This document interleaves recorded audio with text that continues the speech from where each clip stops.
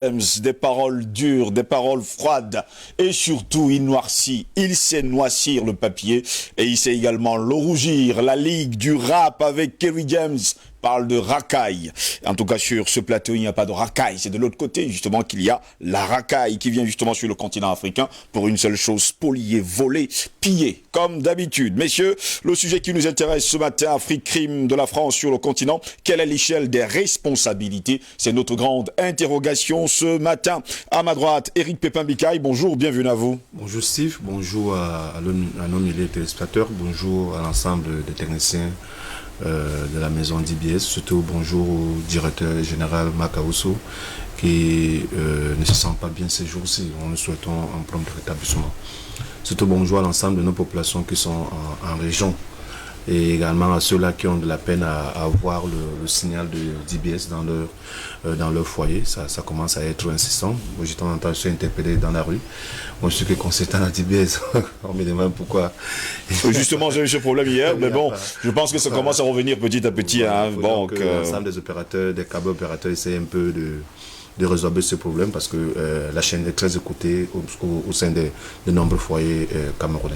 Nombreux foyers camerounais, on espère justement que les câbles opérateurs nous écoutent ce matin. Remettez justement d'IBS à la place où elle doit être. Zobelba, docteur Zobelba, bonjour, bienvenue à vous. Ah oui, bonjour Steve et bonjour à tout le monde. Je pourrais simplement dire bonjour. Bonjour, hein, très heureux de vous avoir. C'est votre baptême de feu pour la première de d'IBS matin. Je rappelle que vous êtes sociologue. Hein. Ah oui, justement. Vous êtes sociologue et vous êtes là ce matin. En tout cas, bienvenue dans la grande famille d'IBS matin. Et nous aurons, les téléspectateurs pourront découvrir qui je suis petit à petit. Et ma pierre à l'édifice pour la destruction de ceux qui veulent construire sur nos têtes au fait. Merci beaucoup d'être là ce matin. Merci. Albert Anatola ici, bonjour, bienvenue à vous. Bonjour Steve Joslongo, je salue mes co-panélistes, je salue celui que vous allez présenter tout à l'heure. Je salue, n'est-ce pas, toute la chaîne de production de la matinale d'IBS. Je salue le Cameroun, je salue l'Afrique, je salue le monde, je salue justement tout cela. Un salut particulier, n'est-ce pas, aux câbles opérateurs justement qui ont décidé, n'est-ce pas, de balancer et de basculer, n'est-ce pas, le signal justement d'IBS. J'ai été interpellé également ces derniers jours. Je salue particulièrement l'une de ces victimes, c'était un Mirabeau, c'est sous le ciel de Numel, je crois qu'il va se reconnaître. Eh bien, mon coup de gueule de ce matin, eh bien, c'est Longos qui est habilité à fermer un établissement scolaire. La question mérite d'être posée parce que ces derniers jours, nous avons assisté à une sorte de guerre de communiqué. Vous avez d'un côté le communiqué, n'est-ce pas, du maire, j'allais dire, un arrêté municipal du maire de l'arrondissement de la Première, oui. 24 heures plus tard, vous avez un arrêté du préfet du département de Voli, qui rapporte cet arrêté municipal-là, qui consacrait la fermeture des établissements maternels communaux de l'arrondissement de Douala-Premier, au motif qu'il y a des campagnes de désinfection qui vont être opérées dans les salles de classe. Ça peut se comprendre, mais sauf qu'il y a un problème de compétence. Parce que là, ça pose un problème, parce que ça peut pas être anodin, ça pose un problème au niveau du respect des compétences. Parce que si les mairies, dans le cadre des transferts de compétences, peuvent construire une salle de classe et laisser le ministère de tutelle, justement, la gestion et gérer cette salle de classe, cet établissement-là, et ça fait, il faut quand même que tout le monde se comprenne, il faut justement que tout le monde soit formé parce que ça pose de manière fondamentale la formation des acteurs politiques et des acteurs sociaux. Et il faut justement que ces différents acteurs qui ont la responsabilité d'implémenter la décentralisation lisent très bien, correctement, n'est-ce pas, la loi portant code général sur les collectivités territoriales décentralisées. Parce que sinon, si ça commence comme ça a commencé, là, ça va aller vraiment en paix. Merci beaucoup pour votre coup de gueule également ce matin. J'espère seulement qu'ils vous ont suivi. Paul est là, bonjour, bienvenue à vous.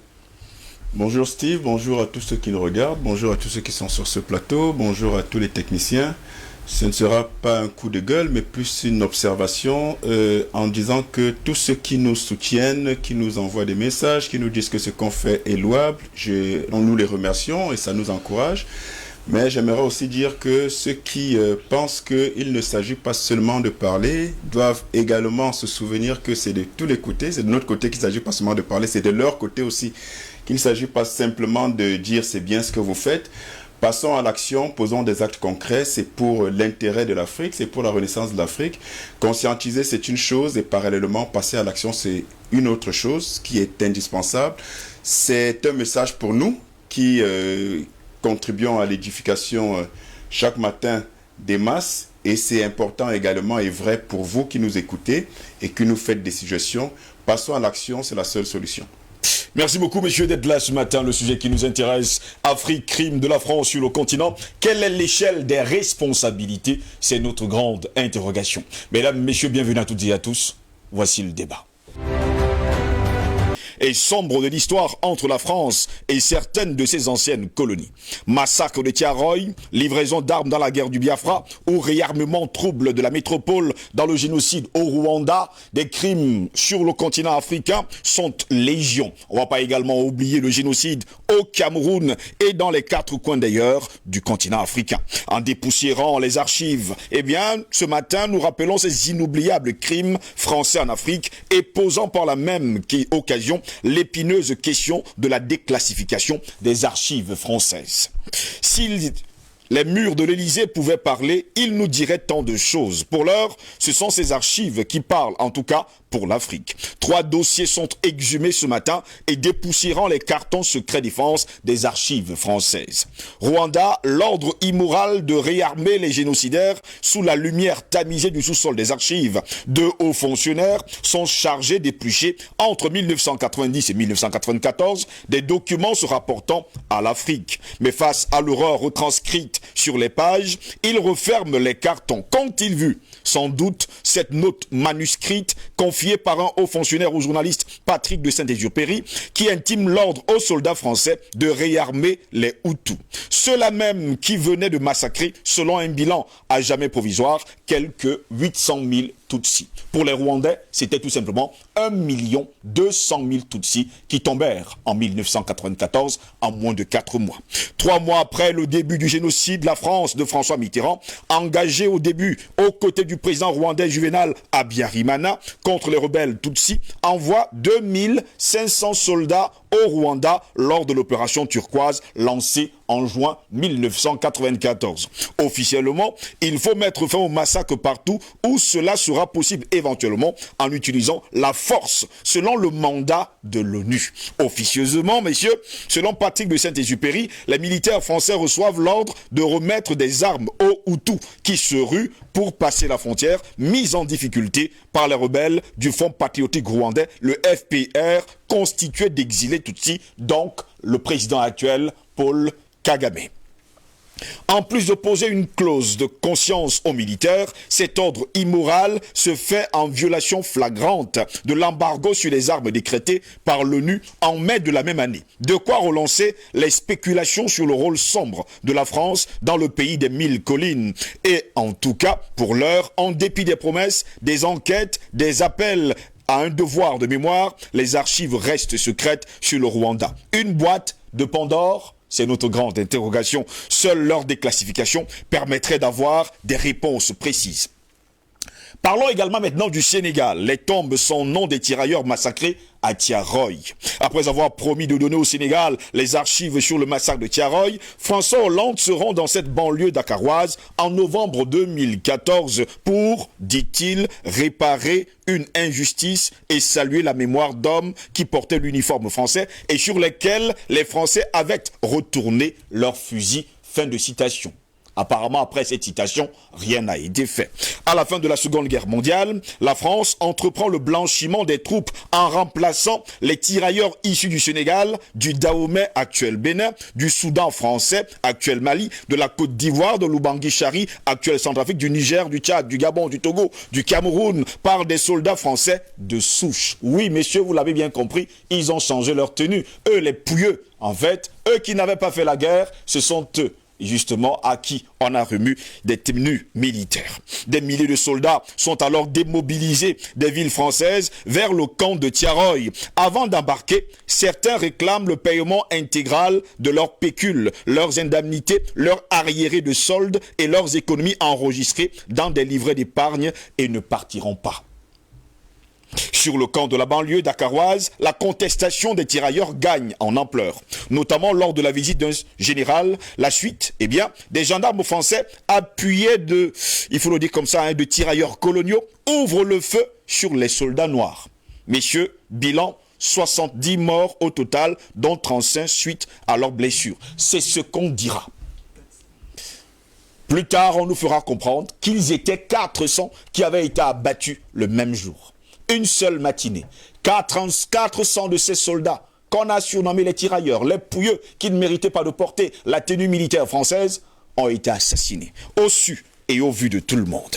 Eh bien, messieurs, selon les archives, une version de l'État français que contestent d'ailleurs tant sur les chiffres, les circonstances, les origines, les motifs et le déroulé, plusieurs spécialistes qui indiquent que des archives ont été en partie soustraites pour ne pas donner une idée sur l'ampleur des faits. Malgré la nationalité française récemment octroyée par François Hollande à des tirailleurs, l'ouverture complète des archives tarde toujours à venir. Comme d'habitude, eh bien, on tient des propos, mais les tenir reste une autre affaire. Elle permettrait pourtant de mettre des noms sur les tombes de ces soldats inconnus qui meublent le cimetière qui leur est dédié. On parle bien sûr du cimetière de Thiaroye. Parlons également maintenant du Biafra, cette sale guerre de la France. En mai 1967, le Biafra a l'audace de déclarer son indépendance du Nigeria. La guerre fait rage entre la nouvelle République sécessionniste et la République fédérale ouest-africaine. Des milliers de civils, particulièrement des enfants, tombent sous les balles ou meurent de faim. Le géant africain est alors en ligne de mire de la France, de De Gaulle et de Jacques Foccart qui souhaitent affaiblir le géant anglophone d'Afrique de l'Ouest. Quelque temps plus tôt, la Pétro-République fédérale avait contesté le tir nucléaire français de 1960 et avait même expulsé des officiels de la métropole. Par vengeance, oui, par vengeance, depuis sa cellule Afrique de l'Élysée, la France-Afrique active ses réseaux et met en place un réseau clandestin de livraison d'armes dans le Biafra. Sous couvert d'une opération humanitaire face à l'horreur des enfants qui meurent et d'une bataille largement médiatique, des mercenaires des services secrets français livrent des armes depuis la Côte d'Ivoire ou encore au Gabon. Oui, vous l'avez compris. Et des cadavres qui ressortent des cartons d'archives non déclassifiés. Comme à chaque fois, dans son sombre passé avec l'Afrique, eh bien les archives françaises musellent la vérité, musellent les faits sous le fallacieux sceau du secret défense. Pourtant, ce serait pour la France une occasion inespérée de construire le futur de sa relation avec ses anciennes colonies en ouvrant ses archives pour solder les injustices et les erreurs du passé. Sans être exhaustif, eh bien messieurs, le mystère sur l'assassinat de Thomas Sankara reste toujours de marbre. Les diamants de Bokassa, les nombreux coups d'État ou le parachutage de préfets français à la tête d'États africains, la disparition de Mehdi Ben Barka, le bombardement de la base de Bouaké, la mort de Kadhafi, sont autant de zones d'ombre qui devaient être éclairées par une déclassification des archives. Reste à espérer qu'Emmanuel Macron saisisse l'occasion pour écrire une nouvelle page de l'histoire franco-africaine. Voilà pourquoi nous également ce matin, du 3 mars de l'an de grâce 2021, nous nous interrogeons. Afrique, crime de la France sur le continent, quelle est l'échelle des responsabilités? Pourtant, l'Afrique a tant donné pour l'élan à la France et la France a toujours, il faut le dire comme ça, écrasé, pillé, spolié et surtout tué ses enfants. La France n'existe pas sans l'Afrique. La France n'est même pas un pays sans l'Afrique. La France a commencé à exister avec l'Afrique et la France va finir d'exister du fait de l'autonomisation des peuples africains. Et les jours de la France sont comptés. Vous voulez qu'on parle de la France? La France aujourd'hui ou la France d'hier ou celle d'avant-hier? De tout temps, la France a toujours montré qu'elle ne valait rien sans l'Afrique. C'est pas moi qui le dis, je le sais, je le pense. Mais quand des Français, et pas n'importe lesquels, tels que Jacques Chirac, qui disait que sans l'Afrique, la France serait reléguée au 23e rang mondial des puissances. Et le feu Mitterrand, également ancien président français, qui, à son temps, disait que sans l'Afrique, la France n'existerait pas. La France n'existerait même plus au 21e siècle. Donc, c'est dire, quand vous prenez la France d'aujourd'hui, qui est une France malade, qui est une France surendettée, qui est une France qui n'existe et ne survit que du fait du pillage, de la spoliation et des massacres permanents perpétrés en Afrique depuis toujours. La France qui aujourd'hui se considère comme une grande nation mais qui fait fortune sur des objets volés en Afrique depuis la colonisation, des centaines de milliers d'objets présents dans le musée du Quai Branly et dans plusieurs autres qui sont payés, lesquels musées pour être visités sont payés par personne 12 €. C'est des millions et c'est des millions d'euros qui sont faits comme ça depuis des décennies. Cette même France qui a fait payer des soi-disant dettes coloniales à l'Afrique, qui a appauvri les pays, qui a appauvri l'Afrique. Quand on prend le cas de Haïti, c'est des dizaines de milliards d'euros qui ont été payés en guise de dette coloniale. Laquelle dette coloniale n'a pas de raison d'être, puisque quand on dit que la France a octroyer des prétendus privilèges infrastructurels à l'Afrique parce que du temps de la colonisation, mais ça me fait doucement rire, c'est insulter les intelligences des Africains, puisqu'on sait très bien que pour que la colonisation se réalise, la prétendue mission civilisatrice, l'objectif justement c'était de piller l'Afrique, et pour piller l'Afrique il faut construire des chemins de fer, pour piller l'Afrique il faut construire des infrastructures, des bâtiments administratifs qui vont permettre justement de gérer le fruit des œuvres macabres du pillage. Pour piller et spolier l'Afrique, il faut apprendre et forcer les colonisés à parler la langue, à adopter la culture française. Et quand j'entends aujourd'hui la main sur le cœur des pseudo-journalistes français occidentaux dire que la colonisation n'avait pas que des effets négatifs, j'ai envie de rire, j'ai envie de pleurer. Rire parce que ces gens montrent bien qu'ils ne sont pas plus intelligents que des souris des champs, et pleurer parce qu'ils insultent l'intelligence africaine qui ont très bien compris que le jeu français n'est que dans la diversion et dans le mensonge. Quand vous regardez l'histoire entre la France et l'Afrique, mais la France et l'Afrique, leur histoire est écrite en lettres de sang, et malheureusement avec le sang exclusif des Africains. La France n'a fait que du mal à l'Afrique, n'a fait que du tort à l'Afrique, et le pire malheur de l'Afrique, c'est d'avoir croisé sur son chemin la France. C'est aussi simple que ça. Donc il n'y a pas à tergiverser, non, il y a quand même des bienfaits de la colonisation. Si vous me parlez des bienfaits de la colonisation, je vous demande quels sont les bienfaits du viol de votre mère ou de votre fille. Où sont les bienfaits? Donc, il faut arrêter de dire n'importe quoi. La France, c'est un État voyou. La France est un État criminel. Et tous les chefs d'État, depuis au moins De Gaulle jusqu'à Macron aujourd'hui, en passant par Sarkozy, qui est aux portes des geôles, de façon justifiée, ou Chirac, Mitterrand et les autres, et Pompidou, les présidents français devaient tous être aujourd'hui traduits, même à titre posthume, devant la CPI, devant au moins une cour de justice neutre, devant laquelle ils rendraient des comptes de tous leurs crimes et toutes les atrocités qu'ils ont fait subir et continuent de faire subir à l'Afrique. Ce n'est juste plus tolérable de continuer de regarder passivement la France massacrer, piller et tuer les Africains.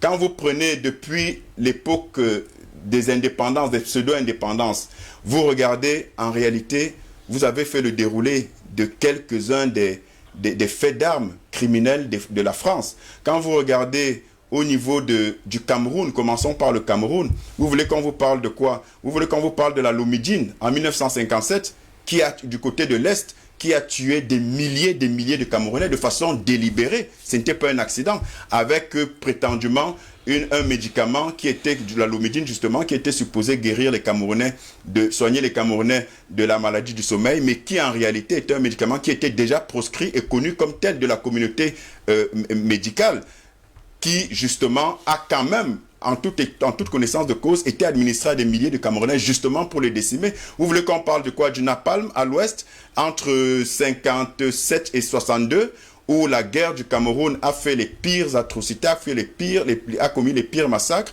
C'est ce napalm qui a été déversé à la suite de ce qui avait été fait au Vietnam par les Américains.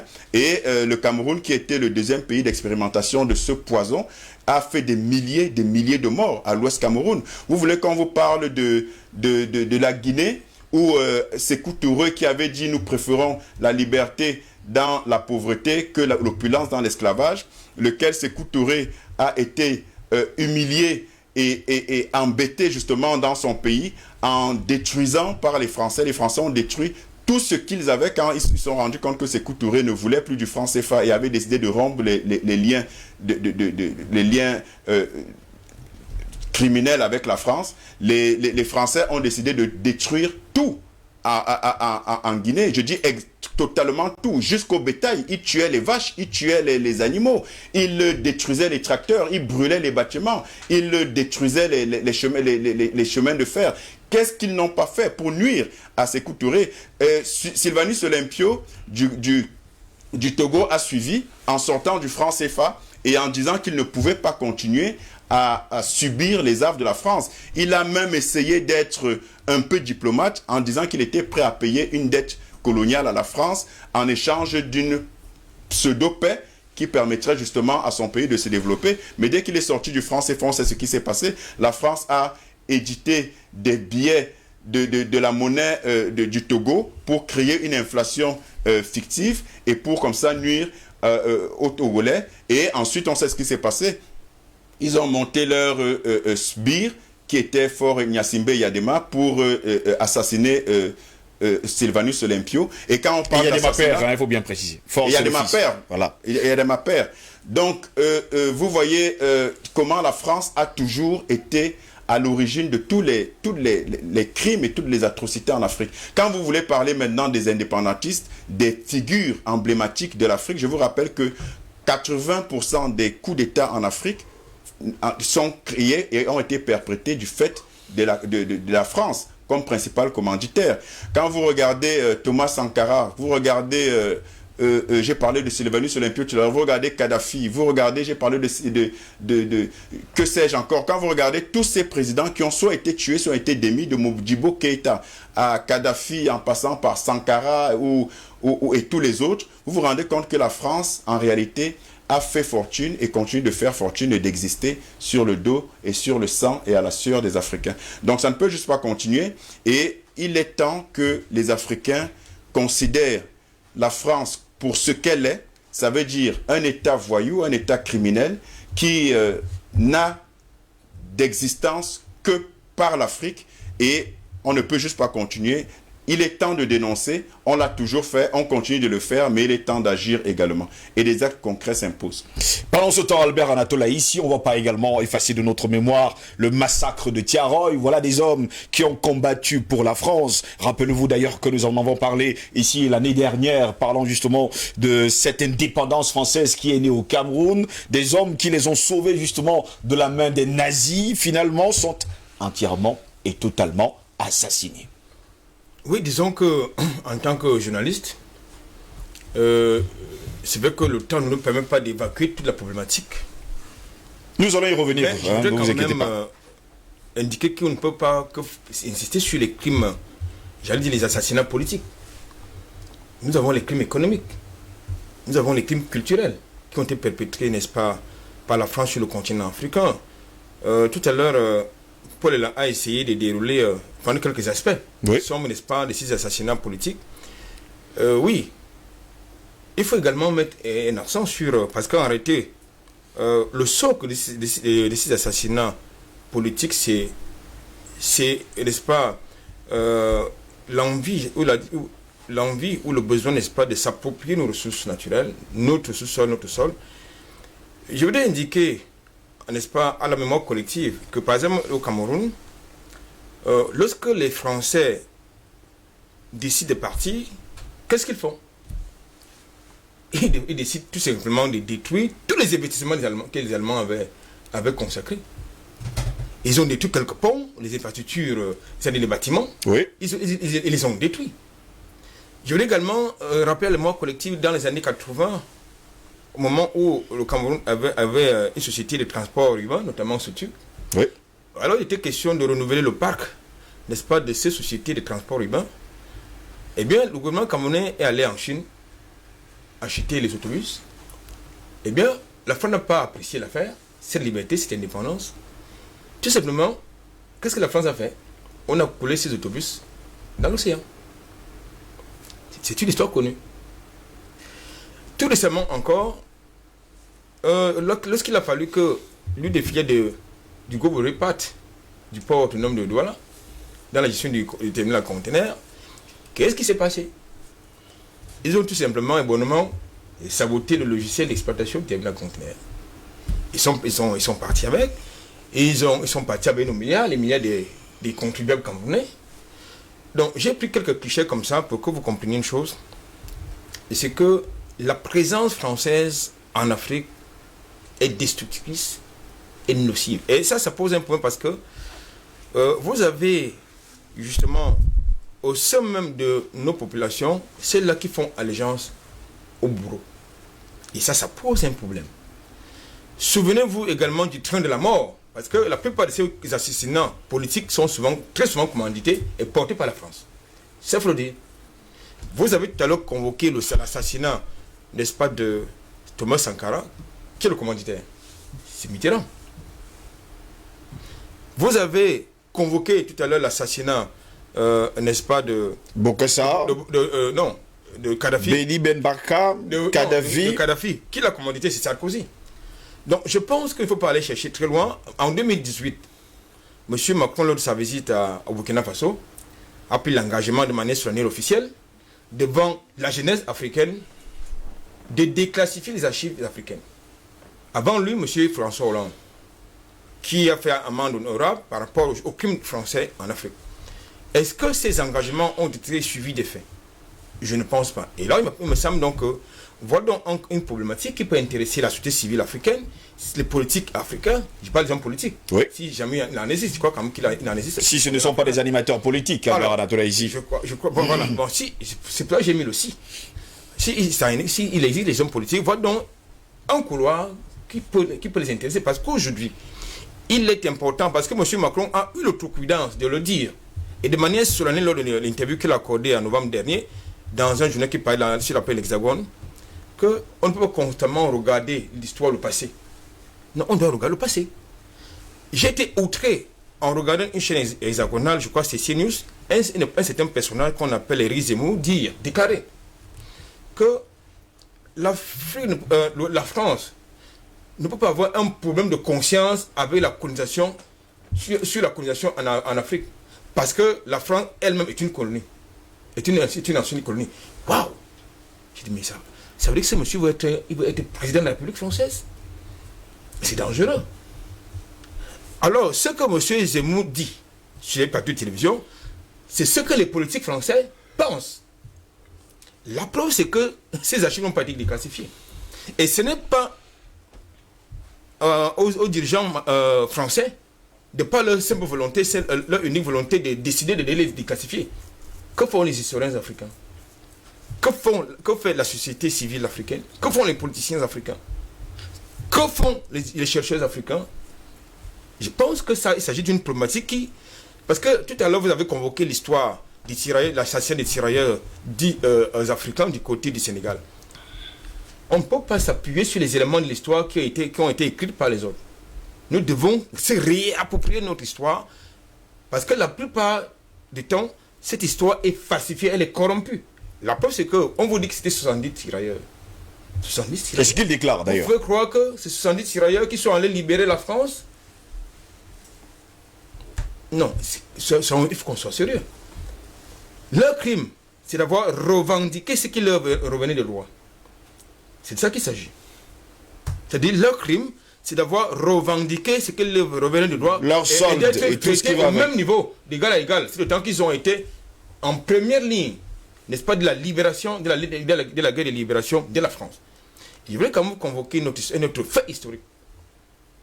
Lors des luttes d'indépendance, nos patriotes nationalistes ont été qualifiés de quoi? De maquisards, n'est-ce pas? Alors, comment peut-on qualifier justement les nationalistes français? Moi, ça me pose un problème. C'est-à-dire dans la recherche de l'autonomie africaine, nos patriotes nationalistes qui combattaient pour l'émancipation, pour la liberté, l'indépendance de l'Afrique, qui parle de la dépendance politique, la dépendance et la liberté économique, ont été qualifiés de quoi? De maquisards. Avec la complicité des anglo-colons, c'est de nos compatriotes. Ça pose un problème sérieux. Donc je crois qu'aujourd'hui, la thématique qui est mise sur la table, et elle est vaste cette thématique, parce qu'aujourd'hui, on ne peut pas se contenter qu'on nous fasse des déclarations officielles du genre comme si on voulait nous dire ce qu'on va entendre. Non, il ne s'agit pas de ça. il ne s'agit pas seulement de reconnaître qu'il y a des crimes qui ont été perpétrés, qui continuent d'être perpétrés, parce que la preuve, c'est que d'un côté, on confesse qu'on a perpétré des crimes, mais on continue encore à en commettre, parce qu'il n'y a pas que des crimes, des assassinats politiques. Ce qui se passe en Côte d'Ivoire actuellement, c'est le fait de qui? Macron. Parce qu'à l'instant où nous sommes à quelques jours d'élections législatives, Oui. il y a les assassinats qui sont perpétrés de la Côte d'Ivoire. Ce qui se passe actuellement au Tchad, c'est le fait de qui? De Paris. Donc il faut à un moment donné qu'on comprenne une chose. Certaines luttes doivent être un peu plus dures. C'est important. Parce que si on se limite à des discours, à des engagements qu'on ne tiendra pas, il y a un problème. Donc ce n'est pas à Macron de décider.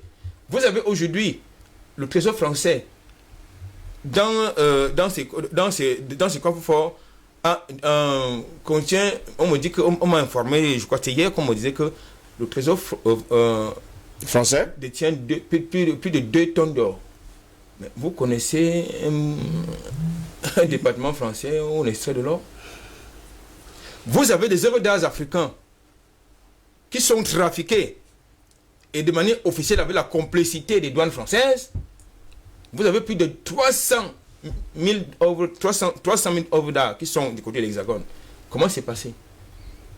Je ne dis pas de 300 000, je n'ai pas dit 300. C'est 300 000 œuvres d'art. C'est énorme. Et plus même d'ailleurs, Albert Anatole. Non, je dis, moi je sais la source, je suis la source qui m'a donné, parce que c'est les statistiques qu'une source m'a donné hier, et qui est dans l'Hexagone, et qui fait danser, qui justement est dans ce domaine-là. Sans oublier également que des œuvres d'art continuent toujours de sortir du continent africain tous les jours, avec la complicité des endocolons. Donc moi je pense que de ce point de vue, la lutte va être longue, mais on doit pouvoir la gagner seule. Pendant ce temps, Éric Pépin-Bicaille, on parle toujours des crimes de la France sur le continent africain. Quelle est l'échelle des responsabilités? À se poser des questions, à quoi servent les juristes, les avocats, les historiens pour porter plainte justement à la France pour qu'elle restitue justement l'histoire, la vraie histoire justement de ces assassinats sur le continent africain? Moi, à mon sens, je pense que c'est la problématique centrale de votre thématique. C'est-à-dire comment s'organiser pour que on puisse obliger la France à reconnaître ces nombreux crimes qui ont été perpétrés sur le continent depuis la période de l'impérialisme en passant par la colonisation. Il ne faut pas oublier que la France est en Afrique du Nord depuis pratiquement 1830, lorsqu'elle prend possession de l'Algérie. Et cela va aller crescendo avec cette envie de pouvoir coloniser la Tunisie, le Maroc plus tard et bien d'autres. Ils vont redescendre au niveau de la colonisation pour occuper la Mauritanie et le Sénégal pour avoir une mainmise sur l'Afrique centrale. Donc, c'est une dynamique qui a commencé pratiquement depuis les années 1830 et qui s'est achevée de manière hasardeuse, du moins comme on connaît, en 1960 avec les indépendances accordées à l'ensemble des pays de leur empire. Bon, maintenant, tout à l'heure, vous avez interrogé un peu les corps des métiers de réflexion, c'est-à-dire les juristes, les historiens, les sociologues, il y en a un sur le plateau. Que font-ils? En réalité, le risque de la plupart de ces corps de métier dans la construction scientifique, c'est d'être piégé par des thématiques cosmétiques du genre déclassifier les archives. Les archives, c'est comme une caisse à la maison où on décide de mettre 100 francs. Quand on y met une pièce de monnaie, on sait exactement la pièce de monnaie qu'on a mis et le numéro de la pièce de monnaie. Donc, on sait ce qu'on a mis à l'intérieur de cette caisse-là. C'est ça, les archives. Donc, il ne faut pas que les Africains pensent qu'en allant fouiller dans les archives français, je pense que c'est logé à l'université, dans la ville de Marseille, si je ne me trompe pas, on va forcément trouver quelque chose qui serait de nature à incriminer la France dans sa politique de colonisation. C'est faux. Il faut qu'on dise cela aux Africains, c'est faux. Il n'y a rien qu'on va trouver dans ces archives-là. Et même le déclassifier, c'est un peu affaiblir la mentalité, du moins les intellectuels. Vous dites qu'on ne trouvera rien ou bien on ne trouvera pas la vérité? On ne trouvera pas la vérité à l'intérieur. Donc c'est la raison pour laquelle je prends ce néologisme en disant qu'il n'y a rien dans ces archives de nature à incriminer la France sur ces nombreux actes qui ont été perpétrés durant toute la période de la colonisation. Il faut qu'on soit clair. Maintenant, il y a un rapport de force. Ne dites pas, par exemple, que les peuples Herero en Namibie ou les Namas en Namibie pendant la colonisation allemande et le génocide qui a été perpétré en 1904 ont eu besoin des archives allemandes pour faire en sorte que le peuple allemand reconnaisse que 65 000 personnes ont été abattues en 1964 pendant cette colonisation. C'est pas vrai. Ils n'ont pas eu forcément besoin des archives. Ils ont fait parler les archives orales. Et c'est ça la force de l'histoire. Vous ne pouvez pas faire parler les archives de l'oppresseur, du bourreau, dans la construction de la vérité. La démarche est biaisée. La méthodologie est mal choisie. Donc il faut que progressivement on sorte de ce concept des archives françaises dans la reconnaissance des crimes français. Il faut que ça soit sorti. Et maintenant, on doit s'appuyer sur les éminences grises qui sont sur le continent. Je citerai Achille Mbembe, qui est l'un des rares à avoir théorisé sur la post-colonie. C'est-à-dire, il essaye un peu de faire une étude introspective sur la colonisation française en Afrique. Mais il n'a pas été suivi. Parfois, il est même attaqué par un certain nombre d'intellectuels qui estiment que son concept ne correspond pas aux enjeux des relations internationales de l'heure. Voilà, par exemple, les réalités de cette lutte, de nature à faire en sorte qu'on quitte des discours, on rentre dans le discours de la construction de la pensée basée sur les faits. Et sur cet aspect-là, Achille n'a pas que théoriser sur la post-colonie. C'est quelqu'un qui a travaillé forcément énormément sur les indépendances au Cameroun avec les faits et la réalité de cette colonisation française-là, avec tout ce que ça a apporté comme avatar. Donc, les travaux de recherche de ces substances-là sont là. Il n'est d'ailleurs pas le seul. Ils sont très nombreux à écumer les laboratoires pour essayer un peu de présenter la vraie histoire de la colonisation française. Je pense que c'est à partir de là que les juristes prendront le relais pour pouvoir montrer... Qu'attendent-ils aujourd'hui? Parce qu'apparemment, il faudrait toujours qu'il y ait quelque chose pour qu'ils prennent le relais finalement. Non, tu sais que pour le moment, je ne veux pas être excessif, mais on a comme l'impression que nos intellectuels de manière générale sont dans la distraction. Vous voyez, quand vous prenez un peu l'histoire du Cameroun... Ils sont dans la distraction, ils pourraient être dans la distraction. Bon, je préfère qu'ils sont dans la distraction, ou alors pourraient être dans la distraction. Quand vous prenez un peu l'histoire du Cameroun, à partir de la colonisation allemande, si vous jetez un coup d'œil sur le contrat qui unit les chefs locaux aux Allemands, vous verrez qu'il y avait une dupéro au départ. On était parti sur la signature d'un contrat commercial qui s'est transformé le 14 juillet 1884 à un contrat de protectorat. J'ai souvent coutume de dire qu'on a eu la même scène en Afrique de l'Est, notamment en Éthiopie, où le roi Ménélique II a refusé le fameux contrat le fameux traité de Chouali, oui, que les Italiens ont transformé en traité de protectorat. Pourtant, lui, il était sur le prisme d'un traité d'amitié qu'il avait signé avec ses amis italiens. Donc, pour ce qui est de la colonisation camerounaise, il y a eu ce lapsus-là, que les Allemands ont introduit un contrat de protectorat, un traité de protectorat. Pourtant, les chefs ont signé un traité d'amitié avec des gens qui étaient déjà installés sur la côte, notamment la maison Voiman, qui avait un comptoir de commerce, tout comme il y avait d'autres comptoirs qui étaient là. Donc, si on regardait cet aspect-là, on pourrait porter plainte à l'Allemagne pour violation du contrat. Vous allez me dire que ça date de 1984, mais c'est explorable. Puisque si les Héros et les peuples Namas de Namibie ont eu gain de cause par rapport à la colonisation allemande après le génocide de 1904, aujourd'hui, ce n'est pas en allant ressusciter ce contrat-là qu'on va avoir gain de cause. Pire, la mauvaise gestion de l'administration coloniale française et britannique sur le territoire, ce sont les outils sur lesquels les juristes doivent travailler pour pouvoir obliger les colonisateurs devant les pays colonisés à admettre leurs erreurs, parce qu'il était question pour eux, dans le cadre du contrat qui unissait le Cameroun avec la Société des Nations, d'une administration. Une administration ne doit pas se transformer en une gestion, et à une gestion autocratique, à la limite même à la confiscation du territoire camerounais et à leur basculement dans le système d'administration. Restons sur les crimes commis par la France sur le continent africain. Donc, pour dire qu'il y a du travail et de la matière dans ce domaine. Oui. C'est la raison pour laquelle je pense que les gars sont beaucoup plus dans la distraction. Et ils pourraient vraiment se concentrer là pour mettre le genou au sol de ces occidentaux. Maintenant, restons sur les crimes. Les crimes sont là. En réalité, vous avez fait un listing des crimes et puis ça ne s'arrête pas. Les crimes continuent. Oui, ça s'arrête pas. Les crimes sont toujours perpétrés. Les derniers crimes de masse étaient justement liés à la crise ivoirienne où on a arrêté près de 3500 morts où jusqu'à présent, on ne connaît pas qui est responsable de ces morts. Parce que Gbagbo a fait 8 ans de prison à La Haye et il a démontré qu'il n'était pas responsable de ces morts. Il a été blanchi.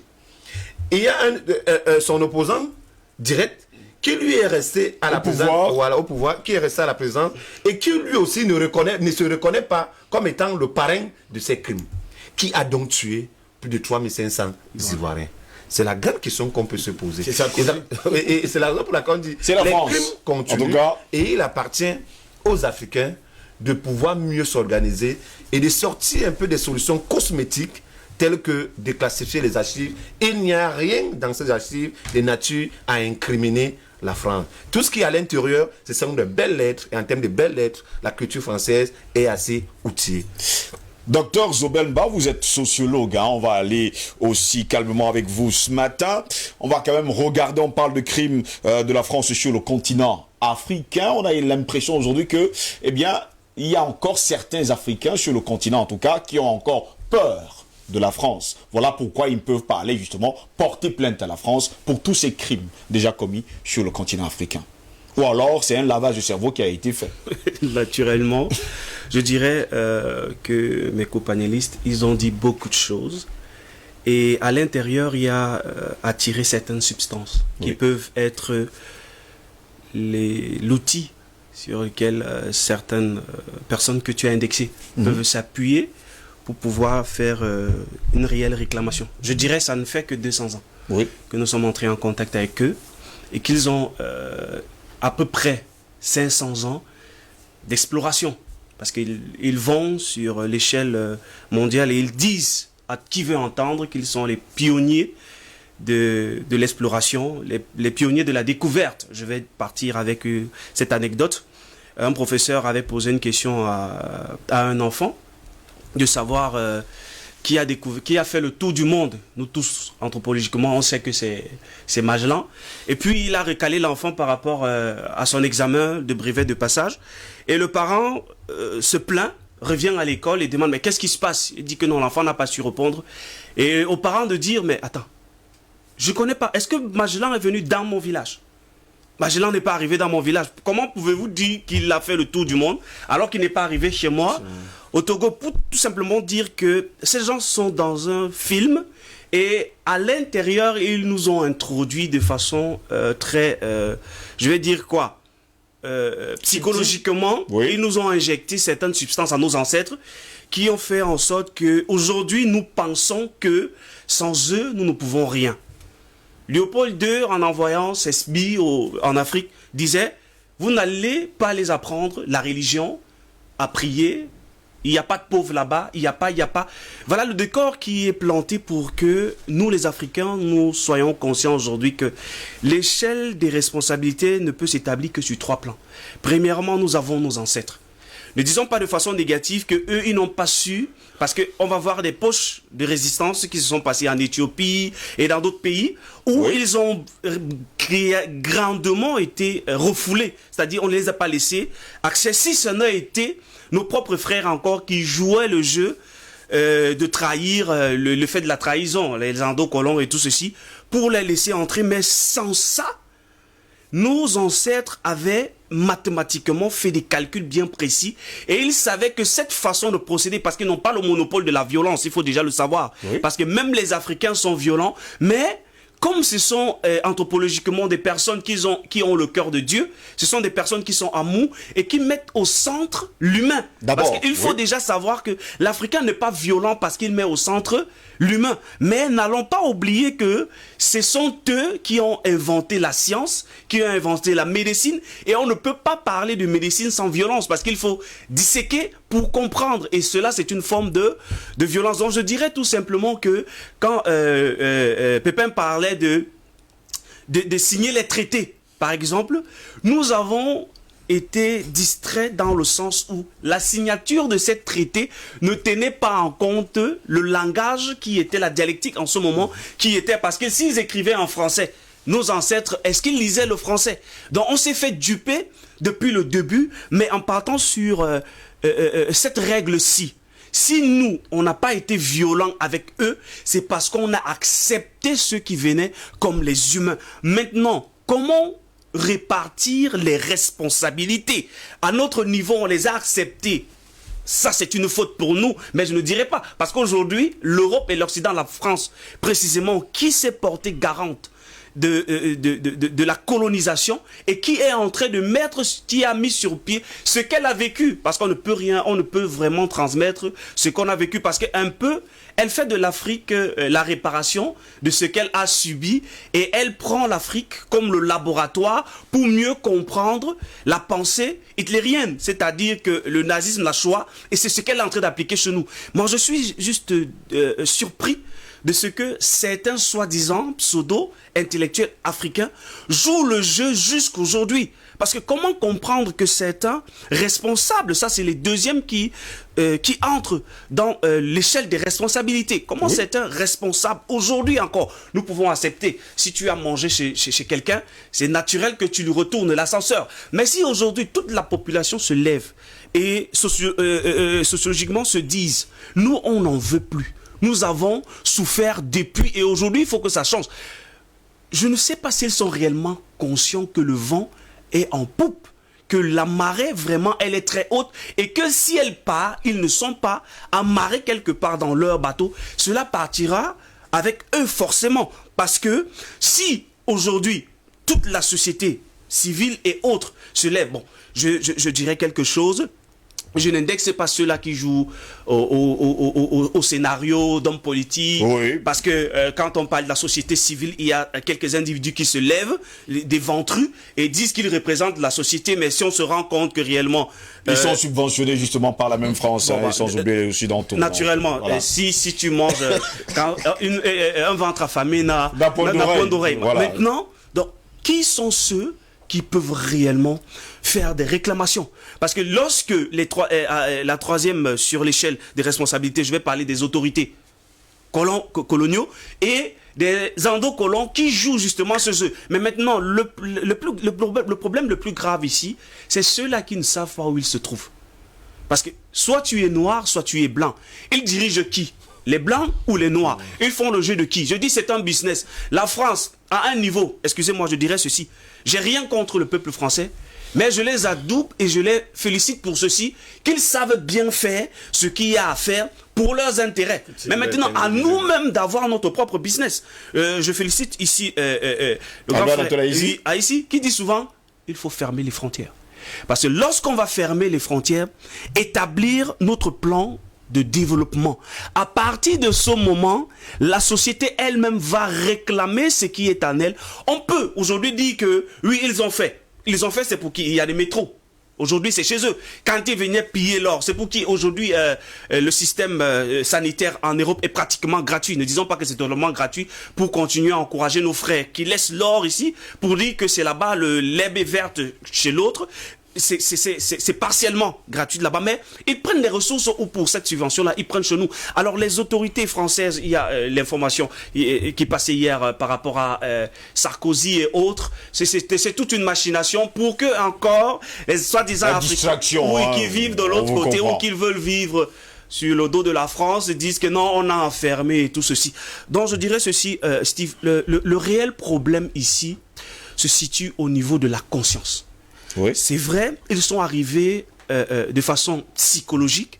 Ils sont entrés, on les a offert des terres, un bon nombre de choses, et nous avons ouvert nos cœurs pour les accepter. Oui. Cela, aujourd'hui, si on continue à dire, oui, c'est la France, en réalité, on ne ment pas, c'est la France. C'est pas comme si on se levait un matin et du coup, directement, patata, on dit, on accuse la France, cherche un bouc sur lequel on va mettre le mystère. C'est réellement la France, puisque c'est elle qui a colonisé. On n'a rien demandé.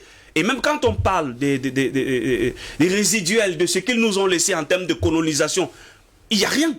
Il n'y a réellement rien. Si on parle des chemins de fer, c'est toujours... Il n'y a aucune construction, hein, rien, on n'en voit pas. Rien du tout. C'est Albar Natola ici qui fait d'ailleurs toujours cette remarque. Justement, alors, comment aujourd'hui dire que la responsabilité, c'est les Africains qui sont nuls? Non, nous, on ne peut pas dire que nous sommes nuls. Mais c'est ceux-là qui, à nos têtes, décident encore de jouer le jeu des esclaves, de la colonisation.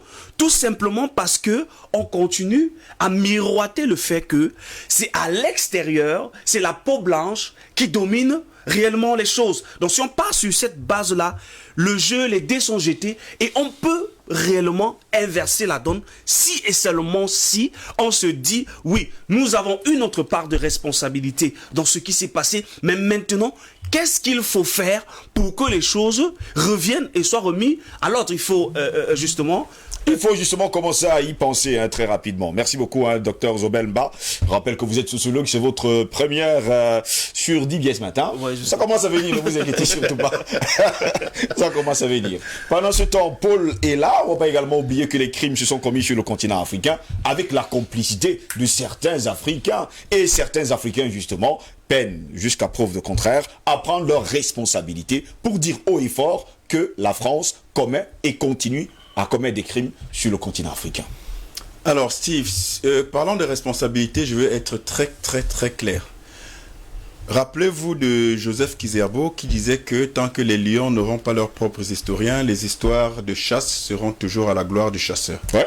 Donc, moi je suis pas seulement prudent, mais je suis toujours très embêté et je m'inscris archi en faux quand j'entends, en général, depuis toujours, des responsabilités qu'on veut attribuer au peuple africain dans les atrocités qu'il a subies du fait de la colonisation, de l'esclavage.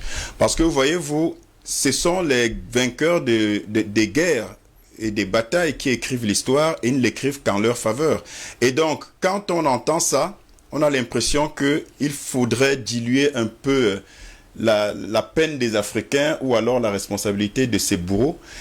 Quand on parle de responsabilité des Africains, écoutez, quand vous êtes menacé, quand vous êtes torturé, quand vous êtes mutilé, quand vous êtes emmené manu militare, quand vous êtes assassiné, quand vous êtes violé, quel que soit votre niveau de résistance, quand vous serez embarqué de force et quand vous avez été dépouillé, dépossédé spirituellement, culturellement et que après vous et votre descendance n'a plus aucun repère, c'est très facile de dire on a quand même notre part de responsabilité. Donc à cette époque-là, sur une échelle de 1 à 10, parlant de responsabilité, la France, puisqu'il s'agit d'elle, est à 50. Je dis bien sur une échelle de 1 à 10, donc elle explose le maximum de l'échelle de responsabilité.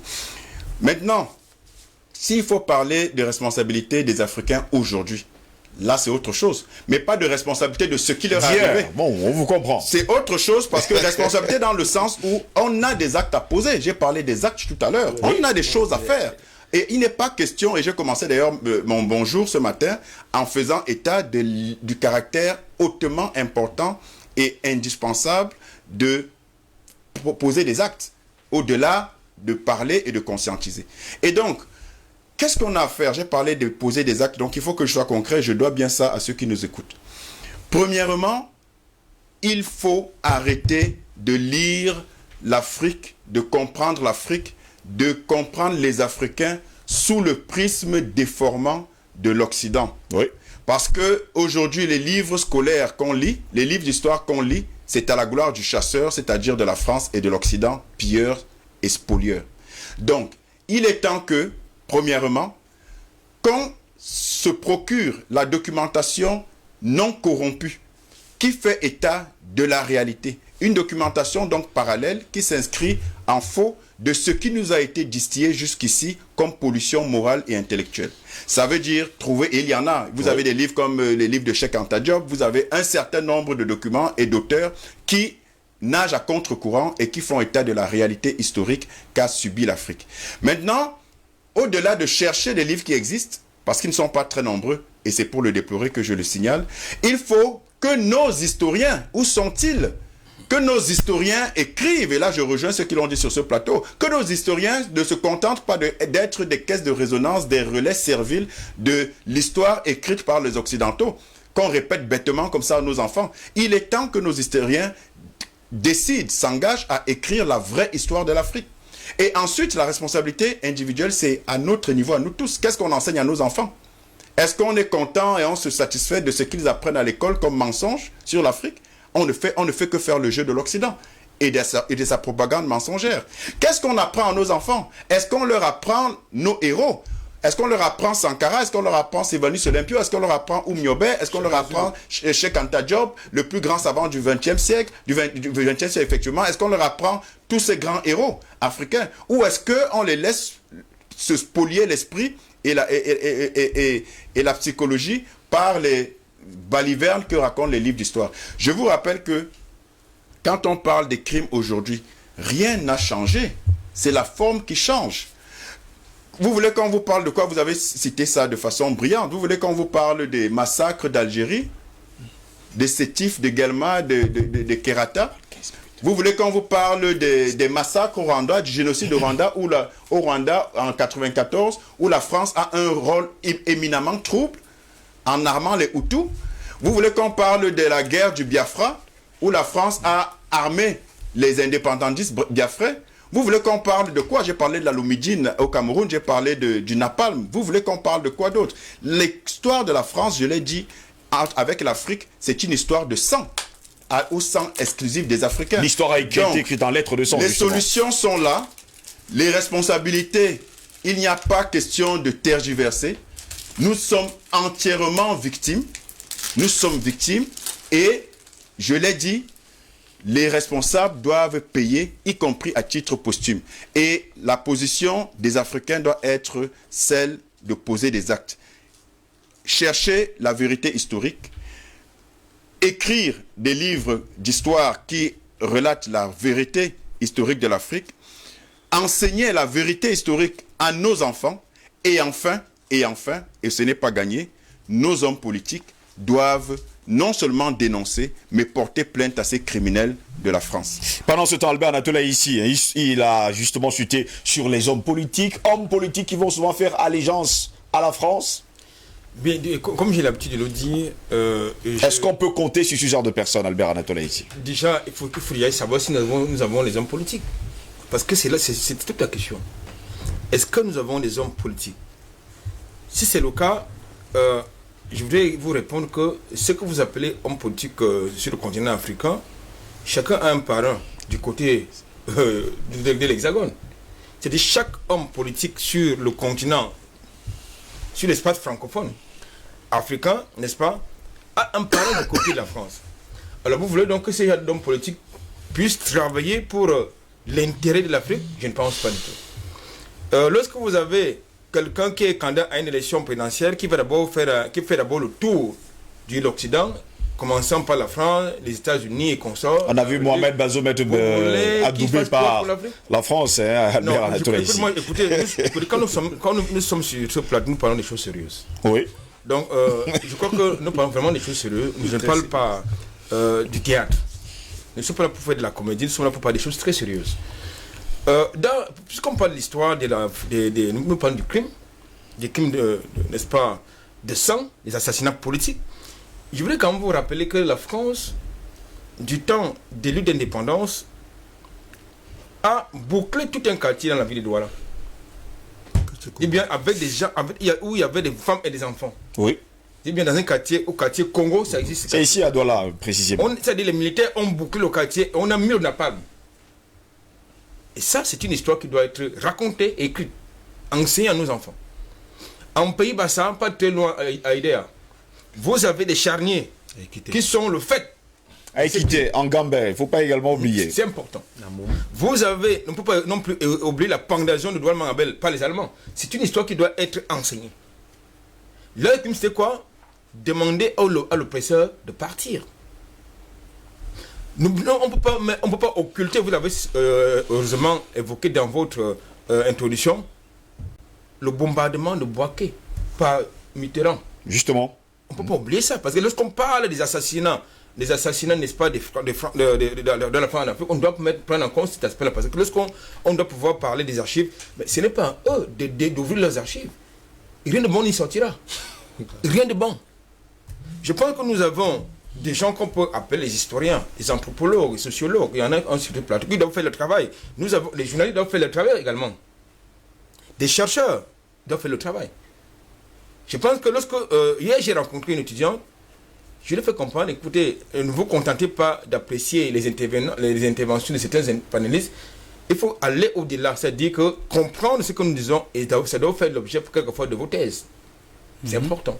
C'est comme ça qu'on forme la conscience. Absolument. Très bien. Donc je pense que je ne peux pas compter sur les hommes politiques parce que notre élite, nos élites politiques sont corrompus. Ils n'ont pas peur des mots. Ils sont corrompus. Ils n'ont pas de la matière. Il faut le dire. La vérité. Donc moi je pense, non, quand il le dit c'est sérieux. Nous parlons des choses sérieuses. Donc il faut une reconstruction de manière radicale. Pour que là nous aurons affaire à des patriotes, à des vrais nationalistes qui ne vont pas faire allégeance à Paris, à Macron, on ne sait pas qui d'autre. Parce que ce sont des assassins, ces gens. Parce qu'on ne peut pas faire allégeance à un assassin. Sarkozy, c'est un assassin. Mitterrand, c'était un assassin. De Gaulle, c'est un assassin. Macron, c'était un assassin, il faut le dire. Et ce n'est pas à ces gens-là qui peuvent être les procureurs pour juger les crimes. C'est pas possible. C'est pas possible. On vous a compris parfaitement. Avec quelqu'un également qui avait fait un bébé dans le dos d'un président de la République. Il ne faut pas également l'oublier. Pendant ce temps, Eric Pépin Mikal, c'est 21 présidents, il faut le dire comme ça, africains tués dans le 20e siècle. Ça, il faut également le dire. Plusieurs dirigeants tués par des colons français juste parce qu'ils ont réclamé justement leur autonomie. L'autonomie, l'indépendance de leur pays. On ne va pas également oublier ce côté-là. Des chefs d'État, des coups d'État commis sur le continent africain, tout ça avec l'appui de la France. Donc, cela peut poser un ou deux problèmes. Le premier problème est le problème de la souveraineté des pays africains. Oui. Juste toujours interroger, à réfléchir sur cette problématique-là. Parce qu'à chaque fois qu'il y a un problème, j'entends les hommes politiques, les intellectuels dire « Nous sommes un peuple souverain. Nous sommes un pays souverain. Nous sommes un continent souverain. » Qui donne la souveraineté? Qui est donc celui-là qui est chargé de donner la souveraineté à un État? Voilà. Est-ce qu'un pays comme la Somalie peut s'estimer souverain au même titre qu'un pays comme les États-Unis ou un pays comme la France? Donc les questions de souveraineté sont des questions très sensibles qui relèvent de la libération totale et autonome des peuples. Et dans le contexte africain, cette expression est abusivement utilisée par les intellectuels, les dirigeants. Elle devrait être utilisée au prisme de la réalité actuelle. Oui. Pour dire qu'il y a toujours des injonctions, des ingérences dans les mécanismes qui fondent l'évolution de la plupart des sociétés africaines. Peut-être c'est l'une des raisons qui peut justifier le fait que dans l'Empire français, on est resté depuis la fin des indépendances de 1960, à peu près 21 chefs d'État tués. Mais surtout, la France a réussi à discipliner les dirigeants de son empire, à les faire parler d'une même voix, à les faire voir des choses de la même manière, à la limite, à les faire adopter les mêmes comportements dans la pratique démocratique. C'est un véritable exploit. C'est un véritable exploit. Dans cet empire-là, il n'y a aucun dirigeant qui est têtu. Aucun, tout le monde est doux. Du moins, docile, à moindre mesure. En fait, on fait comparaison n'est pas raison. Mais quand on essaye un peu, moi je fais de l'analyse, hein, et lorsqu'on fait de l'analyse, il faut savoir donner les bons points et les mauvais. Mais lorsqu'on va du Gabon, on voit le comportement, c'est la même chose qu'au Congo. On va au Tchad, c'est la même chose. On descend en Afrique de l'Ouest, c'est la même école. C'est-à-dire des gars, curieusement, on fait la même école, ont les mêmes diplômes, ont obtenu la même moyenne. Et administrent leur peuple de la même manière, comme c'est édicté par la France. La cellule africaine de l'Élysée. C'est formidable. Ça veut dire qu'il y a l'Élysée qui gère le pays, mais il y a une cellule africaine de l'Élysée qui est chargée de gérer les territoires africains. Ça peut paraître, ça peut faire rire, mais en réalité, c'est la réalité dans laquelle nous sommes plongés. Et résultat des coups, ça fait en sorte que on a comme l'impression que les nombreux crimes perpétrés dans l'Empire français sont de nature à imposer, du moins à asseoir l'hégémonie de la France sur ce continent-là. En réalité, à confirmer le fait qu'ils ne sont Votre jamais description est quand même pessimiste. Hein. On a l'impression qu'on n'en sortira jamais de l'auberge. Mais en fait, il faut en rire pour pouvoir se dire que le problème est plus sérieux que ça. Parce qu'au-delà du rire que je dégage, du ton lyrique que j'adopte dans cette expression-là, il y a une réalité qui est palpable et qui est placable. Oui. Nos dirigeants se ressemblent. comme s'ils ont été ils sont sortis Fabriqués dans le même moule. Le même moule, c'est Oui. une réalité. Vous avez parlé tout à l'heure de Mohamed Bazoum qui vient d'être élu président du Niger, qui a fait le tour d'abord. Si jamais il a été élu. Bon. Maintenant, quand tu prends son CV, tu sens que non, il était préparé dans Un francophile. l'antichambre. Voilà, c'est un francophile confirmé. Et puis, il ne faut pas oublier que le Niger, c'est là où est née la francophonie, je pense, en 71. Oui. Donc, nous sommes là dans un précaré où on n'a pas besoin d'un tertu qui viendrait forcément remettre en cause les multiples accords que la France a eu à signer avec le Niger, notamment l'exploitation abusive ou à prix de cube de son uranium, qui lui rapporte énormément d'argent et qui lui vaut tout le prestige dans le monde entier. Bon, maintenant, je ne peux pas vous remettre la parole sans dire, c'est fait ce constat. Dans les années 1900, le peuple turc a été accusé d'avoir perpétré un génocide en Arménie. Beaucoup d'Arméniens ont émigré en France et ont mis sur pied un lobbying pour que la Turquie reconnaisse ses crimes. Avant de reconnaître, cesse d'exercer sa pression sur l'Arménie. Vous avez vu le conflit sur le Haut-Karabakh de l'année dernière où l'Azerbaïdjan a littéralement laminé l'Arménie parce qu'en réalité, géographiquement, l'Arménie ne pouvait pas gagner une guerre à l'intérieur du territoire azerbaïdjanais. Ça relevait un peu de l'utopie de faire croire à son peuple qu'on peut gagner une guerre sur un territoire que nos populations occupent, mais pas sur notre territoire, même pas à la frontière. Parce que le Haut-Karabakh, c'est à l'intérieur de l'Azerbaïdjan. Ce n'est même pas à la frontière avec l'Arménie. Bon, pour que la Turquie cesse d'exercer sa pression culturelle et autre sur l'Arménie. Mais pire, pour que la Turquie reconnaisse le génocide arménien. Mais entre-temps, le génocide français au Cameroun, puisque on appelle génocide un crime qui a été à l'origine au moins à 500 000 morts. Dans le cadre de la colonisation camerounaise, nous sommes minimalement à près de 950 000 morts. Maintenant, il y a des morts psychologiques qui sont arrivées après. Vous avez parlé tout à l'heure du train de la mort de 1962. Vous avez parlé, par exemple, de l'encerclement du quartier Congo. Du quartier Congo. Vous avez parlé. Bref, il y a des morts psychologiques qui viennent surplomber les morts physiques perpétrées par la colonisation française à partir des années 1950. Donc, voilà la relation où nous sommes. Un peuple puissance occidentale oblige un autre peuple à reconnaître ses actes pendant sa colonisation sur notre territoire. Mais parallèlement, on ne peut pas être capable de regarder son derrière pour reconnaître ce qu'il a perpétré. Et là, je parle que du Cameroun. On n'évoque pas Madagascar. On n'évoque pas l'Algérie. Vous allez me dire que l'Algérie a son autonomie par sa capacité à faire de la guerre. Mais entre 1830 et 1956, où l'Algérie prend effectivement des armes, qu'est-ce que la France a fait dans ce territoire-là? Que des morts. Je suis d'accord avec ce que Paul l'a dit. C'est-à-dire la France a construit son hégémonie sur le sang des Africains. Et je suis également de ceux qui pensent que son hégémonie doit également être perdue par le fait que les Africains acceptent de laver leur sang. Et la meilleure manière de laver leur sang, c'est de dire à la France, reconnais, indemnise les torts et puis pas. Parce qu'en réalité, les crimes de guerre payés par l'Allemagne à la première et à la deuxième guerre mondiale ont forcément permis à ce que la France ait la bombe atomique. Faut pas l'éluder.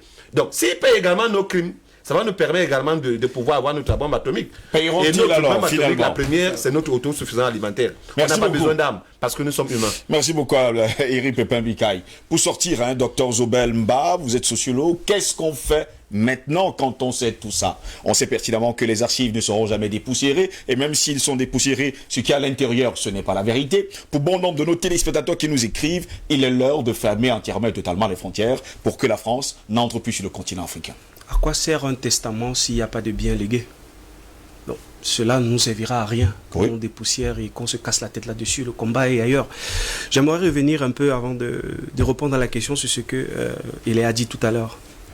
La responsabilité de l'Afrique, ou des Africains, je tiens anthropologiquement à appuyer sur ce sujet. Oui. Parce que si ceux qui ont été des pionniers en acceptant, ou actuellement qui acceptent encore, puisque qui allons-nous accuser actuellement sur nos dirigeants qui continuent à accepter les commandements de l'Occident?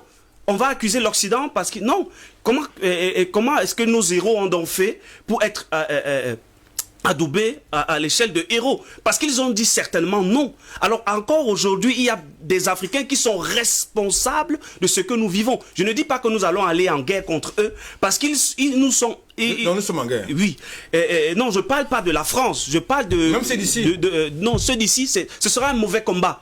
Nous devons trouver les moyens pour les mettre dans notre panier. Faire comprendre à ces gens qu'ils peuvent jouer... Est-ce qu'ils pourront comprendre? Parce qu'ils sont très nombreux à penser que la France, c'est le paradis. Et que c'est là-bas leur pays. Ils sont très nombreux au Cameroun, sur tout le continent africain. Oui, justement. Ils pensent que la France, c'est leur paradis, c'est leur pays. Il y a des gens qui seront en dos collant jusqu'à la fin de la vie. Jusqu'à la mort. Leurs enfants seront toujours les enfants de ces endocollants jusqu'à la fin des temps. Ils ne vont jamais changer. C'est une réalité. Oui. Avant qu'ils arrivent en Afrique, les Africains vivaient libres. Et ils sont entrés. L'Afrique peut décider encore de devenir libre. Avec nous, par exemple, sur ce plateau, à nos enfants, nous allons léguer cet héritage de la liberté. Parce que nous avons goûté à cela mentalement. Même si physiquement et sociologiquement, on ne vit pas cela. Alors je dis tout simplement que si la masse critique prend la voix et dit... plus au niveau de on souffre, mais nous voulons prendre nos choses en main, ils vont nous suivre automatiquement. Parce que si on joue, par exemple, le Nord-Ouest, les guerres qu'il y a partout en Afrique, en Côte d'Ivoire, qui meurt? C'est nos propres frères qui sont en train de mourir. Je dis tout simplement que nous devrons charger le fusil d'épaule. On ne doit plus tirer sur ceux qui nous gouvernent. On doit leur dire, c'est vrai que vous jouez encore, vous le couvrez rôle les de l'Occident, de la France, mais vous devez comprendre où sont vos intérêts. La réalité, parce que leurs enfants vivent de l'autre côté. Alors si nous décidons que leurs enfants doivent revenir et vivre ce que nous vivons aussi, je suis sûr qu'ils vont prendre conscience, parce qu'il n'y a rien qui peut changer le cœur d'un parent qui voit réellement son enfant dans une certaine situation. Pour ceux qui ont encore des cœurs, dont je dirais, ce qu'il faut faire actuellement, c'est premièrement savoir où nous sommes tombés. Quelles sont les erreurs qui ont été commises à cette période-là. À partir de là, qu'est-ce qui motivait? C'est vrai que c'est des livres d'histoire. Ce sont les chasseurs qui ont écrit à ce niveau. Ils disent que nos chefs ont vendu nos frères et tout ceci. Mais il y avait forcément quelque chose qui motivait ces chefs à le faire. Mais je dis maintenant, si on parvient à identifier réellement où est-ce que nous sommes tombés et nous les avons laissés entrer, à partir de là, la réparation peut se faire. Et pour conclure, on ne peut rien faire sans organisation. Parce que peu importe ce qu'on dit, si vous allez attaquer l'extérieur, eux tous, ils se rassemblent pour vous détruire, vous. Alors si nous, les Africains, nous continuons à aller en dents de scie pour les attaquer, on va nulle part. Alors, comme cette émission est le porte-voix des sans-voix et des voix qui ont la conscience de ce que quelque chose doit être fait. La première chose, c'est au niveau de la conscientisation, puisque vous vous rendez compte que nous sommes déjà suivis par... Vous êtes suivis, disons nous. Par plus d'1 million de personnes, et de cela partout dans le monde. Si Haïti, qui se disait blanc, la Guadeloupe rentre déjà dans le combat. Que tout ça rentre dans le combat. Je pense que quelque chose est déjà en train d'être fait. Il y a une conscience qui est prise. Maintenant, c'est à cette tête que nous sommes qui doivent prendre le bâton de commandement, et que ceux qui veulent réellement participer pour la destruction de cette mentalité-là, d'organiser les choses afin que toute personne participe à sa façon à ce que les choses reviennent dans l'ordre et qu'on évolue. Il y a des projets qui sont mis sur pied. Je ne vais pas le dire tous les jours ici. Et il y a des intellectuels, je vais dire réellement, parce que pour moi j'appelle intelligence africaine, toute personne qui prend conscience de sa liberté d'abord et qui veut faire goûter cette liberté aux autres, alors c'est lui qui peut avoir la vision réelle, parce que les autres ne sont pas dans la vision, ils sont juste des suiveurs. Alors pour tous ceux qui ont goûté à cela de par cette émission et veulent réellement que les choses semblent, ils doivent juste se rapprocher. Les messages c'est bien, mais qu'est-ce qu'on fait? Alors retrouver ceux qui ont des projets pour changer les choses. Je pense que ça c'est merci beaucoup messieurs d'avoir été là ce matin. Permettez-moi de lire quelques messages. On va se séparer. Ils sont d'ailleurs très nombreux les messages ce matin. On n'a pas eu tellement le temps de les lire. Bonjour l'équipe de DBS, je vous suis depuis un certain temps. Merci de nous éveiller. Je m'appelle Cyril depuis Lomé au Togo. Pardon. Vous pouvez m'ajouter dans le groupe WhatsApp. Merci. Merci également à vous. Vous êtes très nombreux. Le groupe WhatsApp est déjà inondé. Bonjour Steve et à toute la grande famille des DBS matinales. C'est Thompson et Anne depuis Midi. À Douala, enfin la chaîne panafricaine est revenue ici chez nous. Quelle fierté pour moi pour la thématique de ce matin, pour ma part, je pense que tous les crimes que les Français ont commis dans nos différents pays doivent être jugés en Afrique, dans ces pays respectifs, et doivent être sévèrement punis selon nos lois et notre code pénal, et non selon les lois françaises. Je vais prendre l'exemple de Sarkozy qui a tué notre guide africain, qui a tué plus de 30 000 Ivoiriens. Il est à l'origine des guerres pour la déstabilisation de nos États. Ici en Afrique, qui a été condamné 1 an d'emprisonnement ferme, où il a même fait appel. Pour ma part, c'est la moquerie, c'est de la moquerie et une insulte pour la mémoire de tous nos défunts. Soyez bénis au plateau et que Dieu continue de bénir l'Afrique. Thomson et Ham depuis Bédi à Douala, si bien sûr Dibiès est revenu là-bas, eh bien c'est une très bonne chose également. Toujours, l'électricité est un racket exposé. Oui, on vous comprend Valérie, on en parlera justement. Merci pour le sujet. Bonjour Dibiès, c'est Latifi Moula depuis Sokodé au Togo. Tous ces crimes sont réels et vérifiables. Nous devons travailler à le faire savoir et voir par l'opinion publique africaine, car ceci devrait être un levier sûr pour notre motivation dans ce combat. Pour ce qui est des responsabilités, ils sont les responsables de tout ce qui nous est arrivé hier et aujourd'hui. Et la France, cette nation diabolique, travaille nuit et jour pour qu'on ne se réveille jamais. À bas la France. Merci à Latifi Moula depuis Sokodé au Togo ce matin. Bonjour aux présentateurs et à tous les panélistes sur le plateau, juste pour vous souhaiter tous mes encouragements, car grâce à vous, le peuple est désormais mieux outillé. C'est Emmanuel Pouamoun depuis le quartier CCC. Merci également à vous qui nous regardez. Bonjour le plateau, bonjour Steve, tu es le meilleur pour le débat. La France est un pays barbare et nous allons faire de la France notre pire cauchemar. Ils vont payer tous ces crimes. Merci à vous. C'est Constantin qui nous écrit depuis Kribi, dans le sud du pays, la ville balnéaire. Bonjour monsieur Steve Ngos et bonjour à tous vos invités et techniciens du BS à matinale. Les crimes de la France en Afrique sont légion et le problème est que cela continue jusqu'à nos jours. Et je partage les propos de monsieur Paulella. L'heure est à l'action. Je salue mon champion, président Badakali, qui est absent sur votre plateau depuis quelque temps et j'espère qu'il se porte bien. C'est Rigobert Goudin-Yemek depuis la France. Excellente journée à vous, merci. Non, pour l'instant, le président est encore souffrant. À lui également, nous allons continuer à souhaiter prompt rétablissement. Il nous reviendra très vite. Pendant ce temps, le combat ne va pas s'arrêter. Il va toujours continuer. La France a tellement commis des crimes dans le plus beau et riche continent, l'Afrique. Elle va payer. Elle paye déjà de ces atrocités, vu que nous le levons depuis plus de 10 ans et dénonçons leurs bavures, leurs crimes. Et comme elle, la France, ne veut pas accepter la bêtise et se repentir, nous, Africains purs, panafricains, nous sommes prêts à verser notre sang, même de laisser notre vie pour libérer notre peuple de cette porcherie de domination honteuse française. C'est Mahmoud Hamzine qui nous écrit depuis Bonamoussa dit ce matin.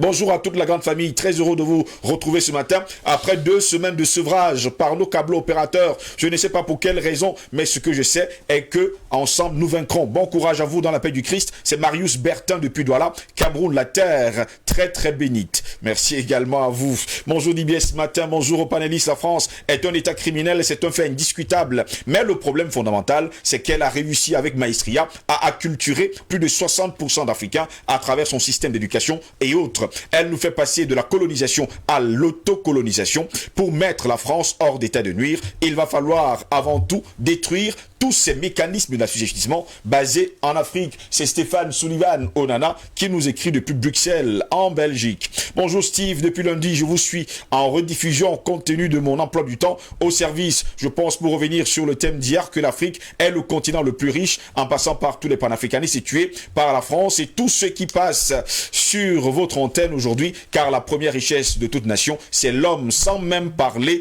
des ressources minières. Pour le thème d'aujourd'hui, la France est la première responsable des crimes en Afrique, sans oublier les traîtres de maison. Pour moi, aujourd'hui, nous devons faire de sorte que la France et ses complices répondent de leurs actes, ceci par le concours de tout.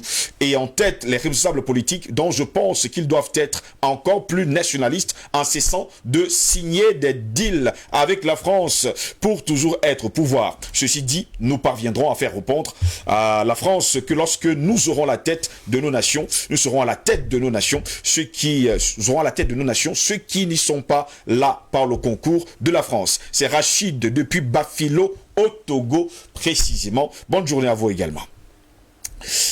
Bonjour, bien le bonjour à vous sur le plateau. Les crimes sur le continent causés par la France depuis des années et surtout des siècles, la colonisation à nos jours, en passant par des coups d'État, savamment orchestrés, sont aujourd'hui inestimables. Et cette France qui a versé le sang de nos nationalistes, de nos panafricanistes, de nos peuples révoltés face à la barbarie inhumaine qu'elle a fait subir et continue de faire subir à nos populations sur tous ces plans, juste pour préserver leur intérêt dans ce qu'ils appellent leur précaré. Il est temps que les peuples africains, face à des crimes infâmes et de pillage exacerbés du continent, se lèvent comme un seul homme afin de se débarrasser de ce parasite qu'est la France qui suce, lui, le sang comme une sangsue. Car ni la CPI, ni leur communauté prétendue internationale ne nous seront d'aucune aide. C'est Bekada Omenge depuis Yaoundé, la capitale du Cameroun. Bonjour la famille, bonjour l'Afrique, la France n'a que dalle de nous. Ils font tout pour réduire en rien, car c'est leur objectif depuis des millénaires, mais ils sont en train de rencontrer des Africains conscients et soucieux de l'avenir de leur patrimoine qui est l'Afrique, et ce combat, eh bien, jusqu'à la dernière énergie. On combattra jusqu'à la dernière énergie. Vive l'Afrique, vive DBS. Bonne journée à tous. C'est Ndonfak, le fils du penteur, qui nous a écrit ce matin. Bonjour Steve, bonjour particulier à mon ami et frère Zobel Mba, et bienvenue. Bienvenue à vous. Voilà, docteur, vous êtes entré dans la grande famille. Bonjour à tous les autres panélistes. Merci pour le combat que vous menez pour le continent, juste pour vous annoncer que l'émission d'IBS Matin, c'est de la pertinence. Le malheur de l'Afrique, c'est d'avoir croisé cette fameuse France. Nul ne peut vivre en autarcie, certes, mais il y a beaucoup d'autres partenaires bien plus sérieux que ce pays de voyous qu'est la France. Alors, mon frère, mon cher Steve, si ta main t'empêche de vivre, il faut la couper. À bon entendeur, salut. On vous a compris parfaitement. Vous êtes très nombreux d'ailleurs à nous écrire ce matin, hein? Mais on ne pourra pas lire tous vos messages. Étienne Galleux, Jimmy, Stéphanie depuis PK16, Arnaud depuis Abidjan. Vous êtes nombreux qui nous écrivez depuis Togo. On a Kwame qui nous écrit depuis la Nouvelle-Calédonie, Monsieur Outou, Aïfoulane, Yaoundé. Mais on ne pourra pas lire vos messages parce que c'est ici que va s'achever cette autre édition de l'IBS Matin. Docteur Zobelmba, merci d'avoir été là ce matin. Le plaisir est le mien de partager. J'espère que vous entrez justement dans la grande famille des panélistes. Hein. Le souhait.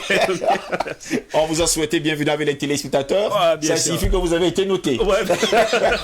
Eric Pepin Mikaï, merci d'avoir été là ce matin. Surtout qu'il est jeune, il a la verbe et puis il a la culture. Donc, voilà. Quel qu'en soit le cas, et il est la bienvenue dans cette grande famille. Il est justement la bienvenue. On vous accueille, j'espère. Oui, oui, bien sûr. J'ai été très bien accueilli. Avec Eric Pepin Mikaï. Oui, j'ai été très bien accueilli. Les mêmes têtes chaque jour qui disent les mêmes choses, parfois ça risque d'être ridicule. Qui est le plus jeune de vous? Il est plus jeune. Albert Alatola ici, merci d'avoir été là ce matin. Ce fut un plaisir comme d'habitude. Hein. D'accord, à vous également, hein, Paul est là, merci d'avoir été là ce matin. C'était un plaisir Steve, je voudrais juste dire une chose, c'est que nous sommes très encouragés quand on reçoit vos messages, mais on n'aimerait pas que ça reste comme une distraction. On ne veut pas être des objets de foi où on regarde, c'est bien, ils ont bien parlé aujourd'hui, on est content, et après vous retournez dans votre vie quotidienne.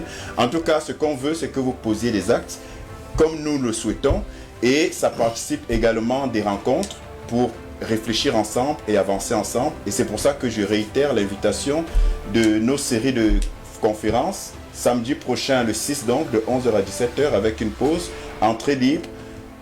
Le thème, c'est sur le franc CFA, l'éco et le développement de l'Afrique.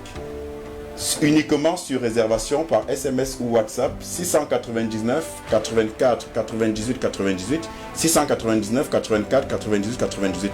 On arrête demain à minuit des inscriptions.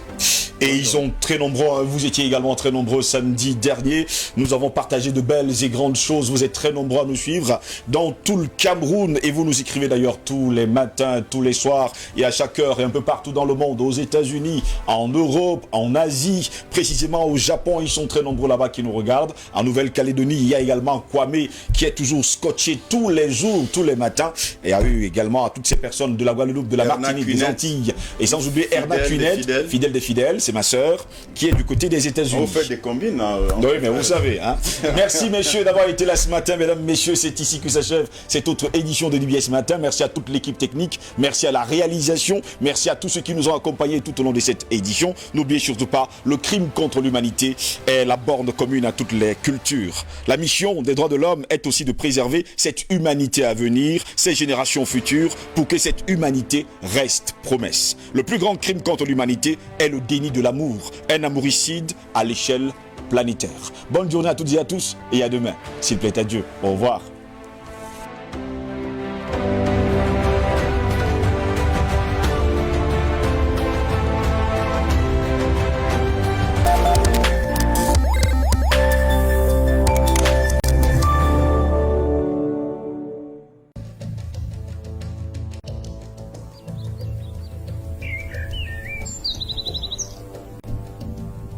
C'est ici, au pied du mont Cameroun.